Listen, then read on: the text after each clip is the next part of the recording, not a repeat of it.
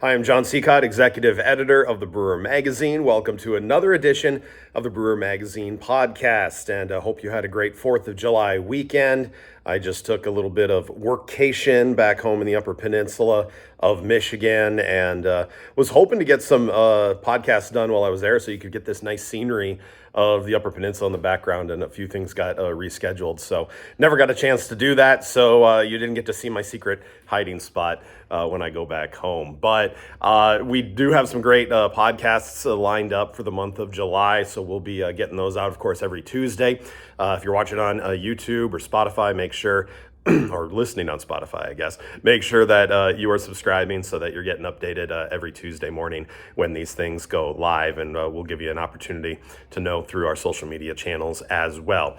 Okay, so we didn't get a chance to talk to some people while I was in the UP, so I instead ended up having to go back into the archives a little bit, and this is kind of cool. We actually went to Sacramento back in March of 2023, an opportunity to go to the California Craft Brewers Summit and go to their conference.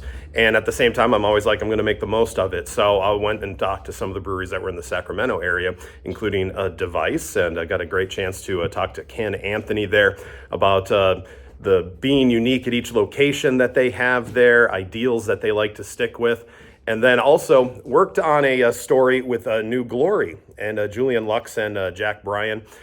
They were so gracious, got a great chance to sit down and talk over some things. Unfortunately, what was going to be a cover story that ran last year, due to some circumstances, never got around to it. The story was already interviewed. We had over an hour of content, so I've been sharing those. If you've seen, look for Consumer Strategies that propelled Lux to move New Glory ahead. That's one of the headlines. And Crafting Cohesion, how New Glory navigates branding and distribution challenges. Now, those are two of the stories. We got another one that's going to be coming up here this month. But wanted to go and dig into those archives, take some of the interview that we did with Julien and Jack, share with you a little bit of the process of what a cover story entails. So here's some of the history of what is going on with New Glory. We talked to them right before their 10th anniversary. Happy almost 11th, by the way, guys. We talked about how Julien had the distribution background and why he actually kind of regrets going straight with a distributor and doing self-distributing right away. So we talk a little bit about that. His mantra is be the best or be different. They didn't start with an IPA, and he wanted to make sure that they made the best one available when they did, and he explains that, and talk about some expansion parts that the brewery has undergone, especially when they upgraded their systems back in 2019. So yeah, enjoy. This is an audio version of Brewer Magazine podcast this week. What kind of was that original business plan? Like, it's so much different than, I know you've probably made like 10 business plans in the first year, because you're like, okay, we're growing this way or we're moving this way. How have you developed that and look back to see like, okay, that worked, and that worked, this didn't, that kind of thing? Yeah, so originally, the original business plan, so like just a little bit of background, when I moved here to California from France, my first job was with a beverage distributor. So that's how I kind of got my foot in the industry, essentially, working for wholesalers and learning about beer that way. And then just slowly just kind of like, worked my way up in the company, and then, ended up being a sales rep for that distributor, selling, Sierra Nevada beers, Firestone Walkers, all of the, like, at that point in time, those were like the craft beer, that was the only option that you could get really locally, and there wasn't that many local breweries here. There was just a brew pub at Rubicon, which now no longer is in business. And like the number one question people always ask was like, what do you have that's local? What do you have that's local? Like, as a sales rep, and I'm like, well, I have Sierra Nevada. I'm like, no, that's not local enough. Like, you guys have any beer from, the region, Sacramento? And so that's kind of like what made it, I was a big time home brewer on the side.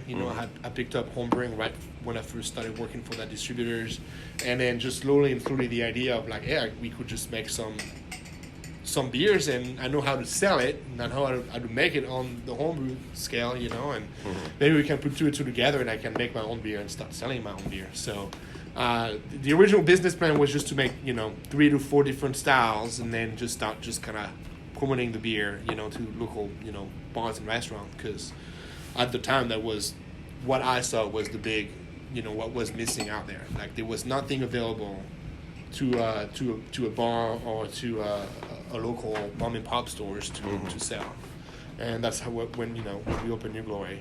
Coming from that distribution side and having that background, did you go directly into working with a wholesaler? Yeah, and I think that's like, looking back, I think that's probably one of the things that I would have it worked out to us till then, but we never had the chance to like build the self-distribution side, which I think, looking back, I think can be pretty important to a small brewery, especially right now. But yeah, back then, right away, we just we signed on with the distributors, not the one that I was working with. Sadly, I was hoping that that's the way it was gonna work. But right away, our local distributors just knocked on the door and says, I know you guys. We were not even barely open. And they're like, hey, you guys opening. I know you guys are gonna make some beer. Can we sell it for you? Yeah. And I felt pretty comfortable just because, like, coming from that distributor side, I know kind of how they worked and everything. So we just right away just started, working with a wholesaler. Nice. And did you have any part of your sales team put together at this, or were you relying on your wholesalers? I was just relying on the wholesalers, and then all my connections that I've made. I mean, I worked with the wholesaler that I worked for. I was there for about 6-7 years, so I had the chance to make a lot of connections, and obviously craft beer being my passion at the time, anything that had to do with like Firestone Walker or Sierra Nevada, like whether it was an event or whatever, I attended all those. I helped set them up and promote them, so I made a lot of connections in on the on-premise side, so all the bars and restaurants and all those tap houses and all that stuff. So combination of like them being able to facilitate delivering the beers, and me like going around and visiting all the people that I already knew and was friend with. Yeah, I think that does force you though to improve your quality immediately, because if it's not going to sell for a distributor, they're not going to want to sell your product. I think you can get away with a little bit more if you're selling it across the bar top and you're just making a small amount. Did you see that right away? Like, you need to come out of the gates with quality. Yeah, right away. And we had some of those issues, whether it's like, we were making a Saison at the time, and like it tended to just like get really overcarbonated. And, here it was fine because we knew how to deal with that. But then you got the beer into accounts that didn't know how to deal with a beer that was slightly over like higher carbonation, it comes out foamy or whatever. And then we started getting into a lot of issues like that. Yeah. So was this on the 15 barrel at the beginning, or were you using? No, we were using even a smaller system back then. We had like 1.5 barrel. Yeah, it was like 1.5 barrel brew house that like we had built ourselves. Like it was like a Franken Brew kind of thing. Literally, actually back then I bought like, you could buy the Franken Brew like DVD. You know what I'm talking about? Yep. Show you how to make some stuff together, and we bought some like big pots and welded everything together and built some automation to it. So like we like. So we brewed on for the first like year and a half. 2 years. Yeah. So then you started and then you were looking for a system. From that point, like probably when you were opening, like, all right, if we're going to see it, did you buy new or find a used one? We found a used one. Yeah. Actually, it's kind of funny. The story behind that piece of equipment was there's a brewery I think that's still existing in Bakersfield called Lengthwise Brewing Company, and they were the original owner of this brew house. And then they upgraded and they sold it to some dude on the East Coast. So the brew house left Bakersfield, California, traveled all the way across the U.S. to Philadelphia, and their plans fell through. So they never like started the brewery that they were starting to acquire equipment for. So they put it back for sale, and we bought it back and shipped it back all the way across the United States back to Sacramento. Wow! And then so you were on that system for about 6 years then. So 2014. That's when we commissioned it here, and up until the end of 2019. Okay. Yeah. And all manual too. Yep, all manual. Like we 15 barrels of mash by hand. I know. We had like nice strong shoulders back then. Those trapeze or whatever they're called. It looked all pretty buff at the brewery. Because you have to like grind everything out by hand. You have to stir everything by hand. So. Yeah, one of the somewhat unique thing about us too when we first opened, I would say that I'll never make an IPA. Oh, really? Yeah, I was one of those guys. Or like everybody else was making IPAs, and I'm like, why if we're not the first or we can't be the best, why try to compete? You know what I mean? Like that's always been our motto here. We either need to be the first or we need to be the best. Within the first 6-8 months, like that's all they were asking. We're like, Sure. We want an IPA. We want an IPA. We're like, I want to make one. Everybody else does. It's hard to be in a brewery in California without an IPA. Yeah. We're like, how about you try my Saison? Yeah. It's got a little bit of hops in there. Well, I think everyone that comes into it wants to be able to, show this is what I'm all about. But you do understand it's a business and you have to be able to make money. So, you kind of have to be able to make those sales. Yeah. So how was it a quick, let's just get an IPA out there? Or did you think about what you wanted to, again, be the best or be different? Yeah, I think so. When we started, we wanted to be different. We want to be, from the time that the idea came together and the time that we actually opened up, there was already 5-6 breweries that had opened up in that same amount of time. Mm-hmm. So now, back to the first question of the business plan is changing rapidly now because now I'm not the first one. And I'm not the only one. Mm-hmm. And so, how do we differentiate ourselves from these other 5-6 breweries that have popped up in the same amount of time that we opened up? And so, we lean into that, the Belgian and French side, which I knew very well, being from over there. And we're making Saisons and stuff like that. But same thing, just they were selling, but not as much necessarily as we hoped for, and I think people were asking for IPAs, and at one point we said, all right, we'll make one. And when we saw how much faster that beer sold compared to everything else we ever made, that's when we're like, all right, well, let's make another one. Yeah. And now how's your portfolio line up? Mostly just IPA and pale ales. Mm-hmm. We still try to do the fun stuff, for us, the brewers, and for the tap room, like the pilsners and the lagers and stuff. We haven't done too many Belgian beers in a while. I'm hoping that we can start doing those again soon. Yeah. But they're a tough sell out here in California, I am a big fan of the Saison, especially. So I miss that one and always wanted to come back, but it just doesn't move as much. Yeah. Right. So then we talked a little bit, before I recorded about this, is just being able to add this space. What made you feel that adding this space, was worth the investment, and you felt confident enough to do it? Yeah. So at the time when we started thinking about expanding, we were making 7,000 barrels of beer on that pub system that we acquired, from the guys in Philadelphia. That means we were triple batching every day, and on that system, it's almost like you have to finish the first batch before you can start the second one, right? So it's almost a 16 to 18 hour brew day there. And how many days a week were you doing that? We were doing that 5 days a week. Yeah. And we were cranking it out. We're cranking it out, and that system was already pretty old. That system is older than me. I was born in '87. I think that thing was made in the early '80s. Yeah. And we could tell that very soon, it wasn't gonna last that much longer. Started leaking everywhere. The steam jackets, Okay. And so we knew we were gonna need a new system. And then at the time, everything that we made was sold in our tap room. The bulk of it was sold in our tap room, and then a little bit through our distributors, mostly just draft. We had no packaged beer that would leave the building. So everything that we would put in cans at the time would be sold across the tap room. Everything else would go into kegs, into our distributors. And that's when some of our core brands started taking off, like Uberdank and Gummy Worms. Literally, we would make a 40-barrel batch and it would be gone. And we would brewing once a month at the time. Yeah. And then we'll start, let's make 2 batches and it'll be gone. And then let's make 3 batches and it'll be gone. And very soon we're just brewing them every week. We're making a batch and it's gone. And then our distributor at the time, the owner, I was, pretty close. I had a good relationship with him. And I walked in his office one day and he shows me this paper that he's keeping. And he's like, Julien, look, every number here is how many cases that was not able to go on a truck.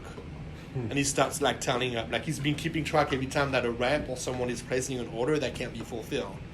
And he's showing me all the numbers of all the cases of beers or the kegs that's not able to be fulfilled. And So at the time, that's kind of like what's like, okay, we got to do something. We're literally leaving money on the table. Yeah. So our system is wearing out. It's only a matter of time till it's like broken beyond repair. And then there's a lot of demand for our products. We're not selling anything to grocery stores. We're not even touching that market. So there's like this huge market that's not even being touched for us. We have the grocery stores calling, asking for our product. So we're like, it only made sense at the time to just expand and bigger brewery so we can satisfy all that demand. When it comes to now, have the numbers flipped a little bit? Are you mostly distribution and a tap room? Yeah. Just a great chance to have people come in. Yeah. Since the start of COVID, things have changed drastically. It's pretty crazy. But, I try not to kind of look back too much because things that, we used to like kind of refer back to those days a lot. And now we had to tell ourselves that those are the good old days and we got to make do with what we have right now. And that this is the new like how things are, How has it been adding staff? I think I went through and kind of read through the stories that we've worked on over the past few years, via email, and to see the important pieces in adding people. And for you guys, it really was sales and being able to add that sales department, because you do want to, it's nice to have your wholesaler be able to sell for you, but they can only take it so far. It's nice to be able to add in that thing. How has the sales force improved and grown for you guys over the years? So it went from like just me going around and using my, my relationship that I had, and then we added a sales rep for the Sacramento market, and then after that we added a director of sales that now was like, was critical to always be in touch with like we call them key accounts, so like the chains and all that stuff, the grocery stores. And then we went to 2 sales rep shortly after that during COVID. And then a lot of that stuff I shrunk back a little bit. So now we have 1 sales rep that covers most of NorCal. Okay. He's hyper focused in the Sacramento, Reno, like northern Nevada area. And then we have our VP that she came from Sierra Nevada. So she was a regional sales manager for them. And so she's, now overseeing a lot of the distributors. So she does a lot of the contacts with them, pulling the sales plans together, all that stuff, and keeping an eye on our sales guy, just making sure we're reaching our goals. Gotcha. And then I'm back very involved with that side of things too. So you like doing that? Yeah, I love doing that. Yeah. I love brewing beer too, and but I also had a lot of experience on the sales side of things. So I kind of I get to touch both right now, which is great. Because I'm pretty involved with production, helping them, figure out what to brew, how much to brew and all the ideas. And then I get to work with our distributors to make sure it moves through their warehouses. Sure. So that's pretty nice. Now, do you guys do a lot of R&D before things are hitting cans, or is it very much I want to make this, we already know we can make it this well, and cause you we do a little, we don't have a pallet system anymore. The smallest batch that we can do is actually we can do 15 barrel of beer on that 40 barrel system. So that's kind of like when we want to try something right now, that's what we're doing. Or like if it's something that's like so out there, sometimes what we'll do is like we'll take a neutral base beer, like one of the core brands that's pretty neutral, whether the West Coast or the hazy pale, put it in a 3 barrel or 15 barrel, and like do things to it, just to kind of try things out. Like we've been playing with like the idea of doing somewhat of a citrusy, fruited wheat ale. So we're taking the hazy pale ale, the gummy worms base, before it gets dry hop, transferring it into a 3 barrel tank and start playing with adjuncts and fruits and extracts to kind of see what we do like and what we don't. So we try to be creative that way. Yeah, and just looking at the portfolio you guys have, it's very much. I don't see the hype beer in here. Like you guys, I don't see pastry stouts and things like that. Are you for it, against it? Like it's not your core. You guys appreciate it, but it's not your. Yeah, it's not something that like. We used to make them a lot more often than we do right now. So, before when, everything was sold across the bar, we could just make anything. Yeah.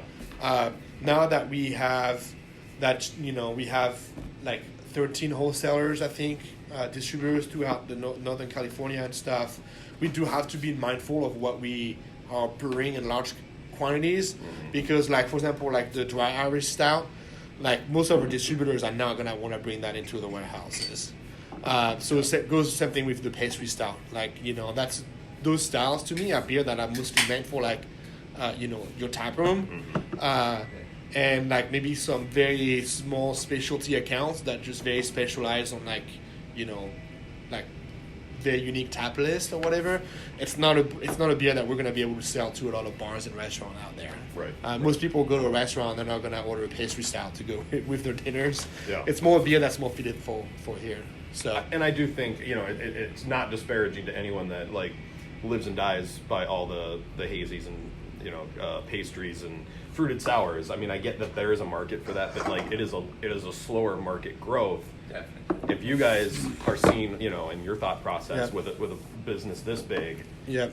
you have to be able to have good cores. You have to have, Yep. you know, you're going to a very wide general audience versus a craft beer connoisseur. Yep. You know, because I think a lot of people focus on that when they're talking about craft beer people, but like you have to realize that there's people that are buying 30 packs of Busch and a 6-pack of a craft beer And, at the same time. People come in and like try like the more hype stuff and be like, oh, that was great. I loved having like a taste of that like little pastry stout or that like 10% kettle sour. But then they always just go back to kind of the easy drinking core that they know and trust. It's always going to be the same. And I think that's the one thing that has not changed in the business plan or in the idea behind New Glory since we first opened is, you know, we opened with the idea of being a production brewery, and we want to be a household name. That was the idea. Like we want a beer in people's fridges, and you know, at the time, you know, and it's still true right now, we wanted our beers to be, you know, be an option in the grocery store shelves or like most bars and restaurants, which was not an option back there. 10 years ago, you had no breweries that offered that kind of stuff, and that's kind of like, you know, where the idea came from, and you know, we stayed true to that. So Absolutely.